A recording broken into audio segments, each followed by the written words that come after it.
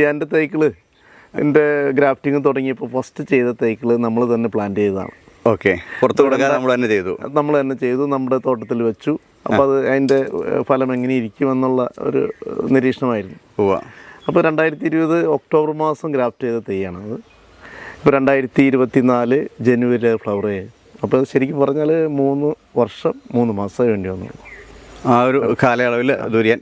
ഇത് ശരിക്കും നമ്മൾ സെയിൽ ചെയ്ത് നമ്മൾ ആദ്യത്തെ വീഡിയോയിൽ പറഞ്ഞത് ഏറ്റവും കുറഞ്ഞ 5 വർഷം എടുക്കുമെന്നായിരുന്നു. അതെ, നമ്മൾ അങ്ങനെ തന്നെ പറഞ്ഞിട്ടുള്ളത്. പക്ഷെ അതിൽ നിന്ന് 1.5 വർഷം പുറകോട്ട് വന്നു. അതെ.